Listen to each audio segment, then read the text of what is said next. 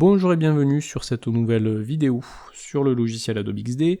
Alors la dernière fois on avait parlé de la gestion des formes et des formes libres avec l'outil Plume. Aujourd'hui nous allons parler du Pathfinder. Alors le Pathfinder, qu'est-ce que c'est ? Ce sont des fonctions en fait qui vont vous permettre de jouer avec vos formes.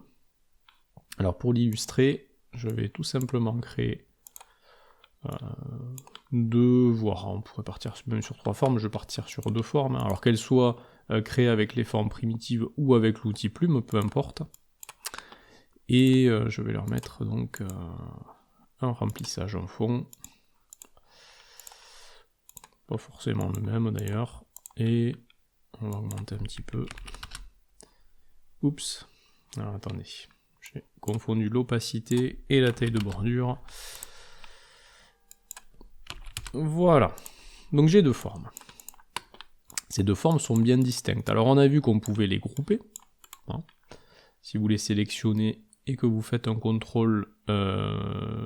clic droit sur le groupe et que vous choisissez grouper, à ce moment-là, vous voyez que quand je prends une forme, c'est le groupe entier que je prends et que je déplace. Donc ça c'est quelque chose qu'on avait déjà vu. Là c'est un peu différent. On va pouvoir faire en sorte, grâce au Pathfinder, potentiellement de fusionner plusieurs formes pour arriver à une forme finale. Donc là par exemple, si je sélectionne ces 2 formes, alors où se trouve le Pathfinder? Il se trouve ici dans la partie propriété. Vous avez 4 modes pour ce Pathfinder. Le premier mode que vous avez ici, c'est le mode ajouter, qu'on peut appeler aussi le mode fusion. Mais regardez, quand je vais cliquer dessus, les 2 formes vont se transformer, vont se fusionner pour ne devenir plus qu'une seule forme.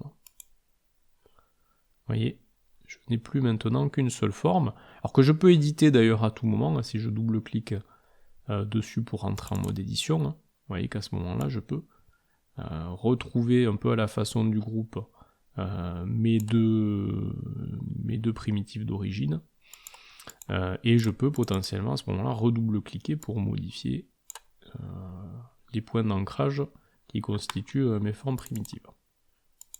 Mais au final, ce n'est qu'une forme qui est restituée. D'ailleurs, on le voit, on a perdu les 2 remplissages différents, on n'a plus le cercle rouge, on n'a plus qu'un remplissage bleu, puisque, encore une fois, le logiciel considère que vous n'avez plus qu'une seule forme. Et idem pour les caractéristiques de bordure. La bordure est uniforme pour tout le groupe. En tout cas, voilà ce qu'est la notion de fusion. Alors, vous avez ensuite, toujours au niveau du Pathfinder, le mode soustraction ou soustraire. Alors, je vais repartir du même style de forme, c'est-à-dire une ellipse et un rectangle. Alors, je vais également leur mettre un fond différent. Ce qui n'est pas nécessaire, ils peuvent avoir le même fond, il n'y a pas de souci. Donc regardez, à ce moment-là, l'outil soustraire en fait va soustraire la forme se trouvant dessus à la forme se trouvant dessous. C'est-à-dire que là, mon rectangle est au-dessus de mon ellipse, donc c'est le rectangle qui va se soustraire à l'ellipse, se retirer à l'ellipse. Si je veux l'inverse, à ce moment-là, il faut que je mette l'ellipse au-dessus, en gérant la disposition par l'intermédiaire du clic droit, ou en passant d'ailleurs par les calques, et je peux déplacer l'ellipse dans ma palette de calques, sachant que c'est l'élément qui est le plus en haut, qui est le plus au premier plan dans cette palette. Et à ce moment-là, si je fais un soustraire, je vais avoir l'ellipse qui va se retirer au rectangle, donc regardez, voilà ce que ça me donne. Toujours pareil, en double-cliquant, on rentre à l'intérieur de la forme, et on peut remanier bien sûr et déplacer les éléments à l'intérieur de ce groupe-là. Alors je vais revenir en arrière. Pour vous illustrer maintenant le mode d'à côté, le mode intersection, alors lui il va retenir en termes de forme, il va conserver uniquement les formes,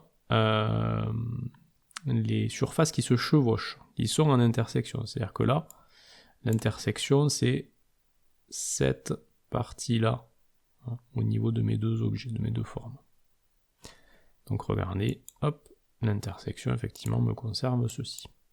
Toujours, encore une fois, si je double-clique, je retrouve mes différents objets. Et je peux les déplacer pour avoir un résultat différent. Je reviens en arrière. Reste maintenant le dernier mode, c'est-à-dire l'exclusion. Exclusion du chevauchement. C'est-à-dire que là, carrément, il va juste me retirer ce qui est en intersection et me conserver ce qui n'est pas en intersection. Donc ça fait l'inverse vraiment de l'exclusion. Vous voyez, il me conserve que ce qui ne se chevauchait pas. Et toujours pareil, en double-cliquant, vous pouvez toujours déplacer vos éléments à votre convenance. Alors vous allez me dire, oui, mais quel est l'intérêt? L'intérêt, c'est que plutôt, encore une fois, que de tracer à la plume votre forme, pour avoir un résultat des fois un peu approximatif, pas très fluide, pas très propre, là vous pouvez tout faire en utilisant exclusivement des formes primitives. Donc exemple, je sais pas, par exemple, vous voulez faire un pictogramme de cadenas, par exemple. Alors un cadenas, c'est quoi? Vous avez la partie... comment on appelle ça? Espèce de partie métallique sur le dessus, en arrondi, là. Non, je ne me rappelle plus du terme. Alors celle-là, on pourrait la constituer comment? On pourrait dire, on a deux ellipses. Une première ellipse et une deuxième par-dessus un peu plus petite. Les deux ellipses, alors je leur mets volontairement un fond pour qu'on puisse bien les localiser. Ces deux ellipses, on les aligne de manière centrée. Alors là, vous avez un assistant, vous voyez, visuel qui vous permet de faire ça. Mais autrement, on verra un petit peu plus tard les outils d'alignement aussi, qui permettront de caler les formes les unes avec les autres. Suite à ça, on peut dire, on va soustraire l'ellipse verte de l'ellipse rouge pour ne conserver que l'anneau. Voilà, on peut parler d'anneau. Avec l'outil donc soustraire du Pathfinder.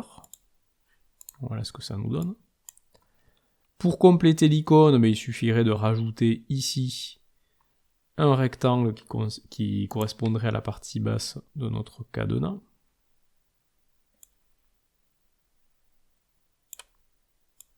De cette manière-là.